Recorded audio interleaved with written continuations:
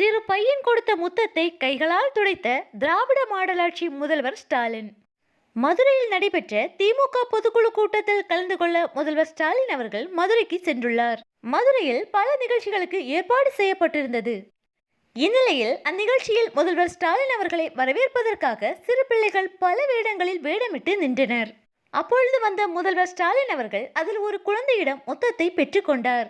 அதற்கு அடுத்த நிமிடமே அந்த முத்தத்தை கைகளால் துடைத்தார் முதல்வர் ஸ்டாலின்.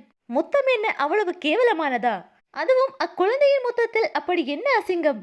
விஜய் போல் குழந்தைகளிடம் பெயர் வாங்கலாம் என்று நினைக்கிறார் போல் முதல்வர். அது ஒரு காலத்திலும் நடக்காது. ஒரு முத்தத்தையே உங்களால் சகித்துக் கொள்ள முடியவில்லை, பிறகு எப்படி மக்களின் மனநிலையை புரிந்து கொள்ள முடியும்? தமிழக வெற்றி கழகம் நடத்திய கல்வி விருது வழங்கும் விழாவில் தளபதி விஜய் அவர்கள் எத்தனையோ குழந்தைகளுக்கு முத்தம் கொடுத்துள்ளார். நிறைய முத்தங்களை குழந்தைகளிடம் பெற்றுக்கொண்டுள்ளார். ஆனால் இதே போல் அவர் எங்கும் செய்ததில்லை. முதல்வர் ஸ்டாலின் அவர்களே, நீங்கள் என்னதான் நடித்து மக்களிடம் நற்பெயர் வாங்கலாம் என்று நினைத்தாலும் மக்கள் ஒன்றும் முட்டாள் இல்லை. மக்கள் ரொம்ப தெளிவாக இருக்கிறார்கள். தலைவர் தளபதி விஜய் அவர்கள் மக்களிடம் கள்ளம் கபடம் இல்லாமல் அவர்களிடம் அன்போடு தோள் மேல் கை போட்டு பாசத்தோடு பழகுகிறார். விஜயின் இந்த செயல் மக்களிடம் பெரும் வரவேற்பை பெற்றுள்ளது. இது ஆளும் திமுகவிற்கு அதிர்ச்சியை கொடுத்துள்ளது.